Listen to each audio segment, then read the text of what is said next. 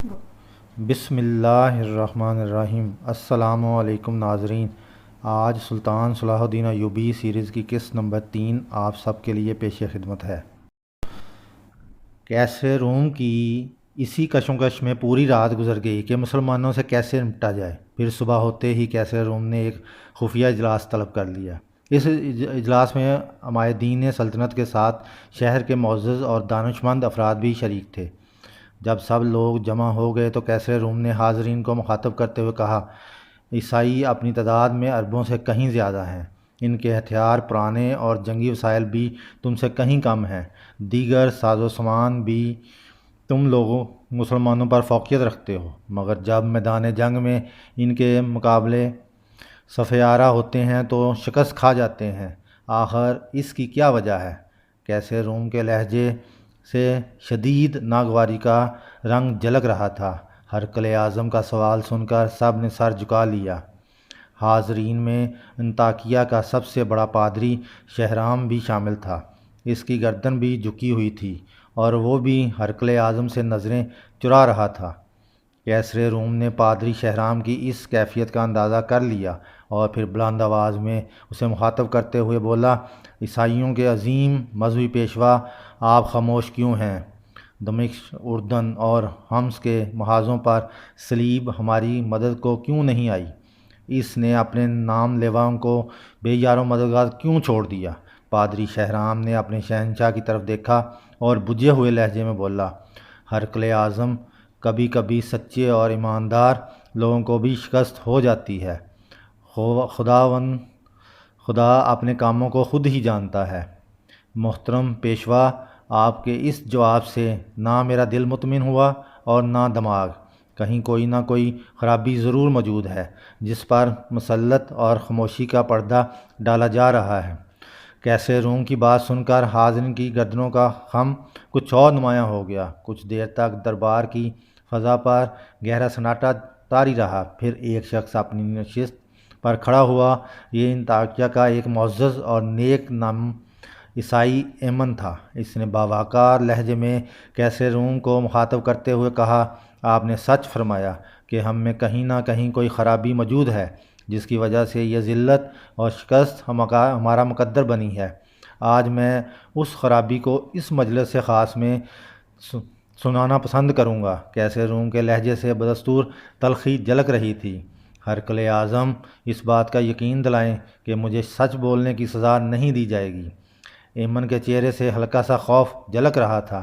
آج تمہاری زبان پر کوئی پابندی نہیں، کیسر روم نے پرجلال لہجے میں کہا، جو کچھ تمہیں کہنا ہے بے خوف ہو کر کہہ ڈالو، تمہارے لیے امان ہے، سلامتی ہے۔ کیسر روم کی طرف سے اجازت ملتے ہی ایمن نے انتہائی پرسوز لہجے میں کہنا شروع کیا، ہرقل اعظم کو معلوم ہونا چاہیے کہ دمشق، اردن اور حمص سے آنے والے عیسائیوں کی جماعت کا ہر فرد جھوٹا ہے۔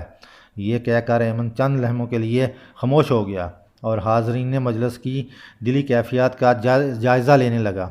اس خفیہ اجلاس میں موجود ہر فرد کے چہرے پر ایمن کے لیے نفرت کا رنگ جھلک رہا تھا، مگر کیسر روم کے چہرے پر غیر معمولی سنجیدگی طاری تھی۔ اس نے بڑے تحمل کے ساتھ اپنا دایاں ہاتھ بلند کرتے ہوئے کہا، ایمن، تم اپنا بیان جاری رکھو۔ دمشق اور اردن میں میرے بھی کچھ قریبی عزیز اور دوست رہتے ہیں۔ ان میں خوبصورت جوان عورتیں اور نوخیز دوشیزائیں بھی شامل ہیں۔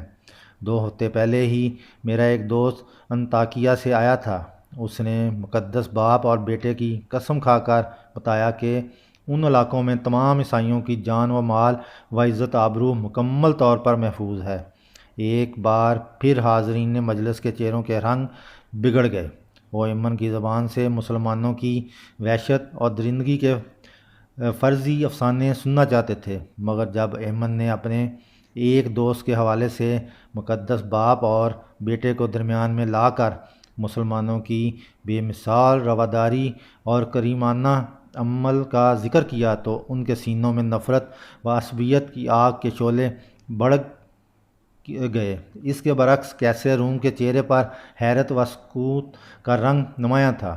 ایمن نے مختصر سے سکوت کے بعد دوبارہ سلسلہ کلام جوڑتے ہوئے کہا، ہرقل اعظم، میں نہایت ہی اذیت و کرب اور ندامت کے ساتھ اس حقیقت کا انکشاف کر رہا ہوں کہ ہم میں سے اکثر لوگ شراب پیتے ہیں، دن رات بدکاریوں میں مبتلا رہتے ہیں، وعدہ کر کے بڑی بے حیائی سے اسے توڑ دیتے ہیں، ضعیفوں کو ستاتے ہیں اور کمزوروں پر ظلم ڈھاتے ہیں۔ اس کے برعکس مسلمانوں کا یہ حال ہے کہ وہ جب کسی سے عہد کر لیتے ہیں تو اسے نبھانے کے لیے اپنی جان تک دے دیتے ہیں۔ ان کا اخلاق ہم سے کہیں زیادہ بلند اور ان کا سلوک ہم سے کہیں زیادہ بہتر ہے۔ وہ رات کو عبادت کرتے ہیں اور دن میں روزہ رکھتے ہیں۔ وہ کسی پر ظلم نہیں ڈھاتے بلکہ اپنے بدترین دشمنوں کو بھی معاف کر دیتے ہیں۔ ان کے یہاں رنگ و نسل اور قبیلہ و خاندان کی کوئی تفریق نہیں، وہ سب آپس میں برابر ہیں۔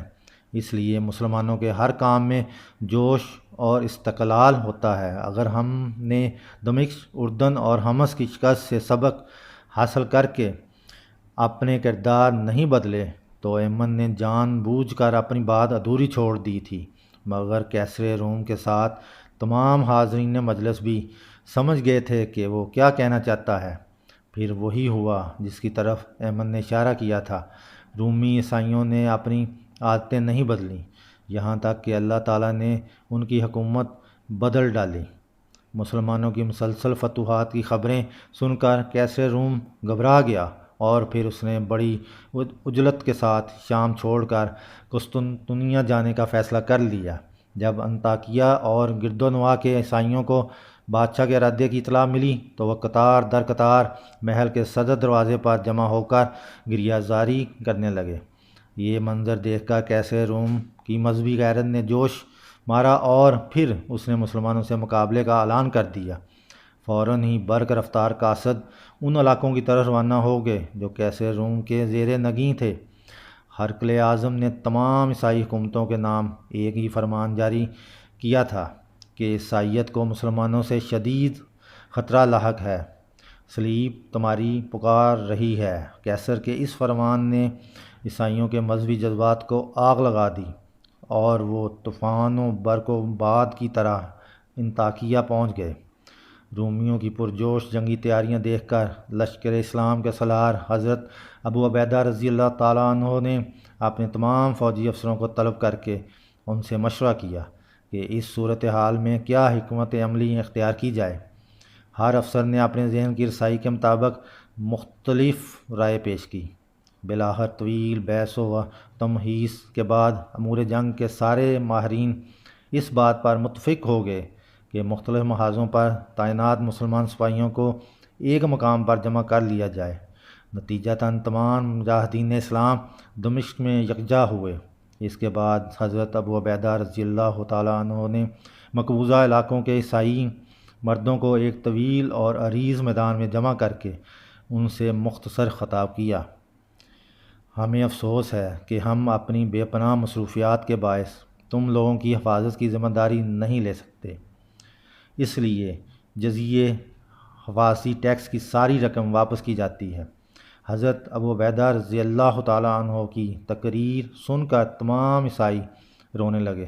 پھر جب لشکر اسلام دمشق چھوڑ کر اردن کی طرف جانے لگا تو سارے عیسائی اشکبار آنکھوں کے ساتھ یہ دعا کر رہے تھے، خداوند خدا تمہیں حفاظت کے ساتھ واپس لائے کہ تم اس زمین پر بسنے والوں کے لیے امن و سلامتی کا سائبان ہو۔ حضرت ابو عبیدہ رضی اللہ تعالیٰ عنہ نے اردن پہنچ کر رومیوں کا مقابلہ کرنے کے لیے یرموک کا میدان منتخب کیا۔ یرموک کے قریب ہی ایک مقام دیر الحیل ہے، یہاں رومی فوج جمع ہو رہے تھے۔ ان کی تعداد 2 لاکھ سے زیادہ تھی۔ اس کے برعکس مسلمان سپاہیوں کی تعداد 20 اور 30 ہزار کے درمیان تھی۔ پہلا معرکہ رجب 15 ہجری میں ہوا جس میں مسلمانوں کا پلڑا باری رہا۔ رومیوں نے کچھ دنوں کے لیے جنگ روک دی اور مسالت کی تجویز پیش کی۔ حضرت ابو عبیدہ رضی اللہ تعالیٰ عنہ نے سیف اللہ حضرت خالد بن ولید رضی اللہ تعالیٰ عنہ کو سفیر بنا کر کیسر روم کے پاس بھیجا، مگر یہ سفارت ناکام رہی۔ رومی دوبارہ میدان جنگ میں نمودار ہوئے۔ اب کی بار ان کا جوش و خروش وحشت کی حدوں کو چھو رہا تھا۔ عیسائیوں کے وہ مقدس راہبر جنہوں نے برسوں سے آسمان نہیں دیکھا تھا، وہ اپنی اپنی عبادت گاہوں سے نکل کر عام سپاہیوں میں شامل ہو گئے تھے۔ کچھ پادریوں پر جنونی کیفیت طاری تھی، وہ ہاتھوں میں صلیبیں اٹھائے عیسائی لشکر کے آگے آگے تھے اور چیخ چیخ کر اپنے ہم قوم کی ہمت بڑھا رہے تھے۔ آگے بڑھو اور صفحہ ہستی سے مسلمانوں کا نام و نشان تک مٹا ڈالو۔ آج دنیا کی کوئی طاقت تمہارے مقابل نہیں ٹھہر سکتی، اس لیے کہ تمہیں حضرت یسوع مسیح، حضرت عیسیٰ علیہ السلام کی تائید حاصل ہے۔ 3000 رومی سپاہیوں نے اپنے پیروں میں بیڑیاں پہن رکھی تھیں تاکہ میدان جنگ سے فرار ہونے کا خیال بھی ان کے دل میں نہ آئے۔ رومیوں کے یہ تیور اور انداز دیکھ کر حضرت خالد بن ولید رضی اللہ تعالیٰ عنہ نے نئے سرے سے اسلامی فوج کو ترتیب دیا اور مجاہدین کو 36 حصوں میں تقسیم کر دیا۔ پھر ایسی خون ریز جنگ ہوئی کہ یرموک کا میدان انسانی لاشوں سے پٹ گیا۔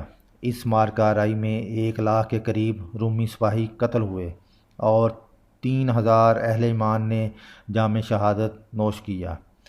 جب کیسر روم کو اس عبرتناک شکست کی خبر ملی تو وہ شدید غم سے اس کا سرخ و سفید چہرہ دھواں ہو گیا۔ پھر وہ انتہائی حسرت و یاس کے ساتھ عالم میں سینہ کوبی کرتا ہوا شام سے قسطنطنیہ چلا گیا۔ حضرت ابو عبیدہ رضی اللہ تعالیٰ عنہ کا بھیجا ہوا قاصد فاتح عظیم کا لے کر برق رفتاری کے ساتھ مدینہ منورہ کی طرف بڑھ رہا تھا۔ خلیفہ اسلام حضرت عمر فاروق رضی اللہ تعالیٰ عنہ جنگ قادسیہ کی طرح جنگ یرموک کا نتیجہ جاننے کے لیے کئی راتوں سے جاگ رہے تھے۔ پھر جب قاصد نے لشکر اسلام کی سربلندی اور سرخروئی کی خبر دی تو حضرت عمر فاروق رضی اللہ تعالیٰ عنہ مضطرب ہو کر مسند خلافت سے اتر کر سجدے میں چلے گئے۔ معبود حقیقی کا شکر ادا کرنے کے بعد حضرت عمر رضی اللہ تعالیٰ عنہ کھڑے ہوئے تو آپ کی آنکھوں سے آنسو رواں تھے اور زبان مبارک پر یہ مقدس کلمات جاری تھے: سبحان اللہ والحمد للہ، لا الہ الا اللہ، اللہ اکبر۔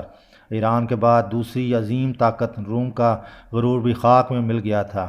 حضرت عمر فاروق رضی اللہ تعالیٰ عنہ نے فلسطین کی جنگی مہم حضرت عمر بن اسعد رضی اللہ تعالیٰ عنہ کے سپرد کی تھی، مگر درمیان میں جنگ یرموک چھڑ جانے سے وہ مہم ادھوری رہ گئی تھی۔ کیسے روم کے اقتدار کا خاتمہ ہوتے ہی حضرت عمر بن عاص رضی اللہ تعالیٰ عنہ نے آگے بڑھ کر بیت المقدس کا محاصرہ کر لیا۔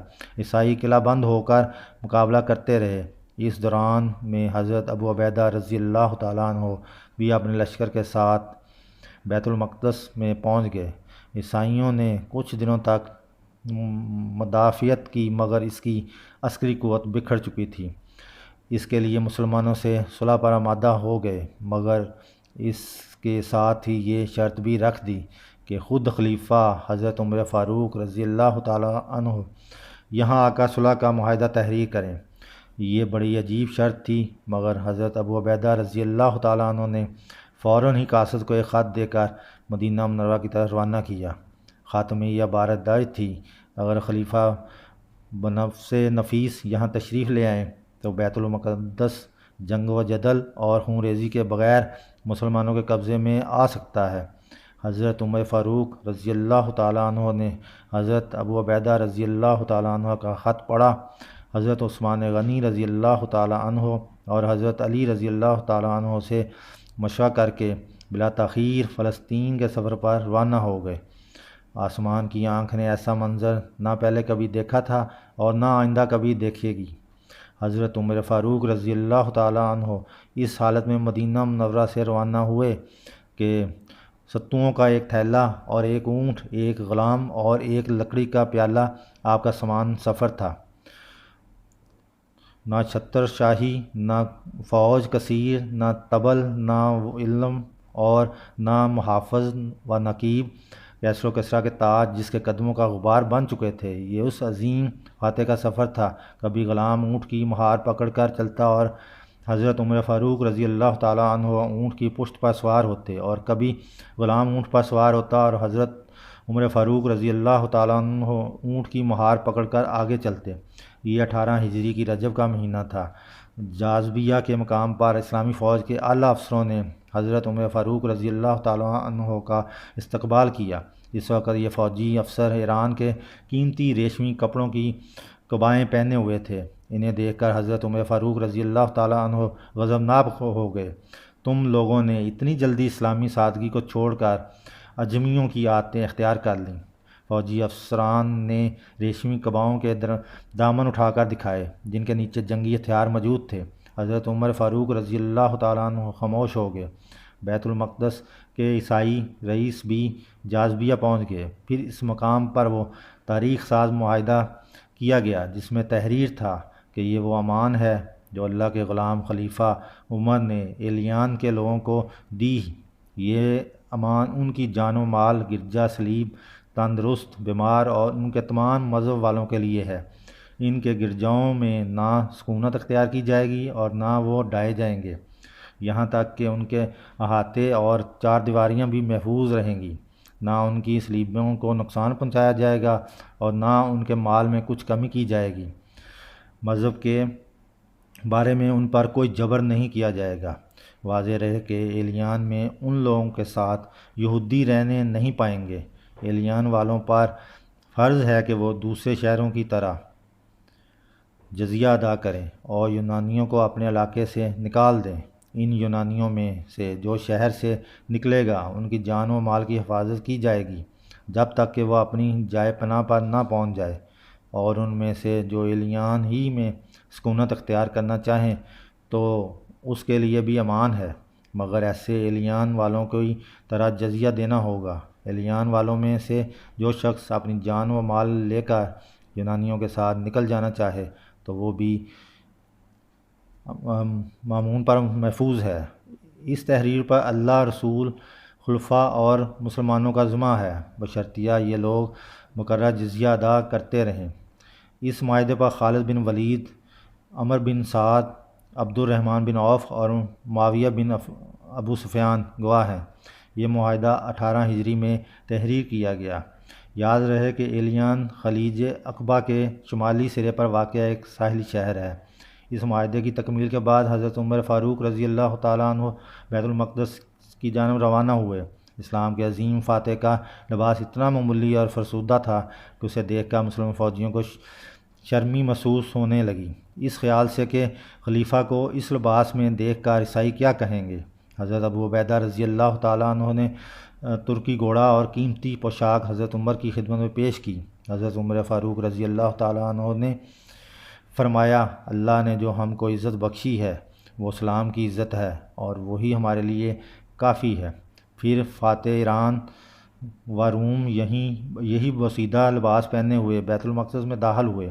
سب سے پہلے مسجد اقصیٰ میں حاضر ہوئے اور چند آیات قرآنی پڑھ کر محراب داؤد علیہ السلام کے قریب طویل سجدہ ادا کیا۔ اللہ تعالیٰ نے مسلمانوں سے کیا ہوا وعدہ پورا کر دیا تھا کہ اگر تم مومن ہو تو پھر تم ہی دنیا پر غالب رہو گے۔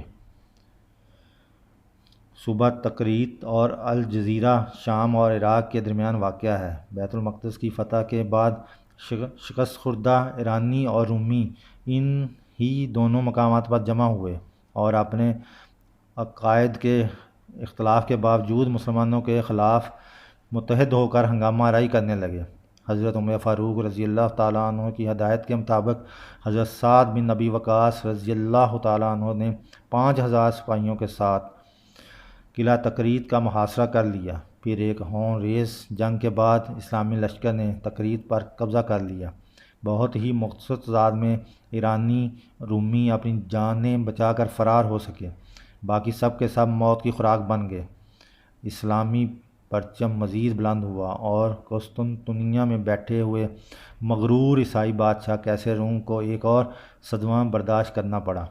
پھر وقت اپنی مقررہ رفتار سے گزرتا رہا اور اسلامی سلطنت سیاسی نشیب و فراز سے دوچار ہوتی رہی، یہاں تک کہ 5 صدیاں گزر گئیں۔ 532 ہجری کی ایک تاریک رات کا واقعہ ہے۔ اس وقت نجم الدین ایوب قلعہ تکریت کا حاکم تھا۔ نجم الدین ایوب کا تعلق کردوں کے معزز ترین قبیلے کرویہ سے تھا۔ نجم الدین ایوب آسائش اور عزت و وقار کی زندگی گزار رہا تھا کہ اچانک بدبختی اس کے خاندان پر سایہ فگن ہو گئی۔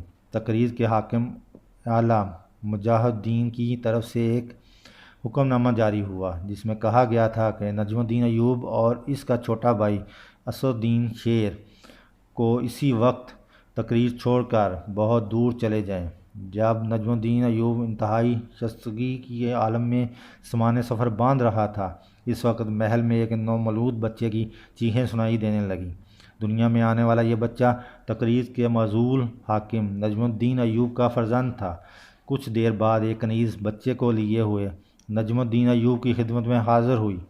پہلے اس نے انتہائی پرجوش لہجے میں بچے کی پیدائش پر باپ کو مبارکباد دی، پھر ادب و احترام کے ساتھ عرض کرنے لگی، امیر محترم، چھوٹے امیر کے کانوں میں اذان دے کر ان کا نام تجویز کر دیجیے۔ کنیز کی بات سن کر نجم الدین ایوب غضبناک ہو گیا اور چیخ کر بولا، میرے سامنے سے لے جاؤ اس کو، میں اس کی شکل بھی دیکھنا نہیں چاہتا۔ یہ بچہ فاتح اعظم صلاح الدین ایوبی تھا جسے اس کا باپ منحوس سمجھتا تھا۔ نجم الدین ایوب کی کنیز بچے کو لیے ہوئے اس کی ماں کے پاس پہنچی۔ کنیز کا چہرہ بجھا بجھا سا تھا۔ خانم، کیا بات ہے؟ نجم الدین ایوب کی بیوی نے کنیز سے پوچھا۔ جب تم بچے کو لے کر اپنے آقا کے پاس جا رہی تھی تو بہت زیادہ خوش تھی، مگر اب تیرے چہرے سے گہری اداسی جھلک رہی ہے، آخر اس کی کیا وجہ ہے؟ کنیز خانم نے بچے کو اپنی مالکہ کے پہلو میں لٹایا اور اداس لہجے میں کہنے لگی، آقا اپنے بیٹے کی پیدائش سے خوش نہیں ہیں۔ نجم الدین ایوب کی بیوی کے چہرے پر حیرت و فکر کے سائے لرزنے لگے۔ آخر میں میرے بچے میں کیا خرابی ہے؟ وہ خوبصورت ہے، اس کے ہاتھ پاؤں صحیح سلامت ہیں۔ ماں کے کلیجے سے ناگواری کا رنگ جھلک رہا تھا۔ کنیز خانم سر جھکائے خاموش کھڑی رہی۔ وہ اپنے آقا نجم الدین ایوب کے الفاظ دہرانا نہیں چاہتی تھی۔